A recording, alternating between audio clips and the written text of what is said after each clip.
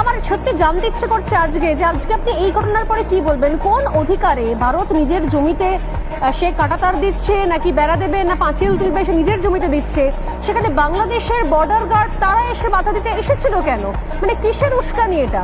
পায়ে পা দিয়ে ঝগড়া করার উস্কানি? একটা যুদ্ধ করানোর জন্য একটা সুরসুরি দেওয়া? ভারত তো যুদ্ধ করতে চাইছে না, কোনোভাবে কোনো পদক্ষেপ নিচ্ছে না। এটা কি ধরনের ব্যবহার হলো? এটা কি ধরনের পদক্ষেপ? কি বলবেন আপনি এটাকে? নমস্কার, আমি গর্বিত যে আমার বাংলাদেশে জন্ম হয়েছে এবং বাংলাদেশের বর্ডার গার্ড নিয়ে আমি সম্পূর্ণভাবে গর্বিত এবং আমি এই দেশকে ভালোবাসি।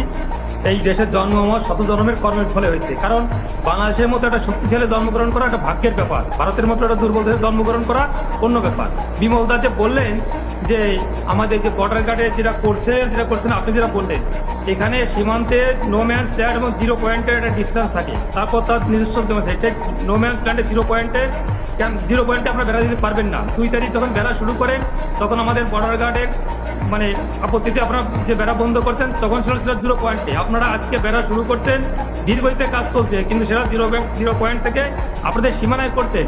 আপনাদের সীমানায় বেড়া দেবেন না, পুকুর কাটবেন না, গাছ লাগাবেন, এতে বাংলাদেশের কিছু আসা যায় না।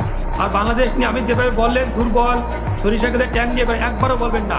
আপনার বয়স কত আমি জানি না, আপনি 2001 সালে আপনার বয়স কত ছিল? 2001 সালে আপনারা উস্কানি দিয়েছিলেন সীমান্তে, সেখানে পাদুয়ায় 16 থেকে 19 এপ্রিল এই 4 দিন যে গন্ডগোল করছিলেন, সেখানে আপনাদের 18 জন বিএসএফ মারা গেছে, আমাদের মারা গেছিল মাত্র 3 জন। আপনাদের 2 জন বন্দী হয়েছে, আমাদের 1 জনের বন্দী হয় নাই। আপনাদের 2 জন আহত হয়েছে, আমাদের মাত্র 5 জন আহত হয়েছিল। মনে পড়ে না? লজ্জা করে না আপনাদের? বাংলাদেশ নিয়ে তাচ্ছিল্য করেন। 2001 সালে শিক্ষা হয় নাই, 2005 সালে 18 বর্ডারে গন্ডগোল করছিলেন, সেখানে আমাদের অ্যাসিস্ট্যান্ট কমান্ডার শ্রীমান জীবন কুমার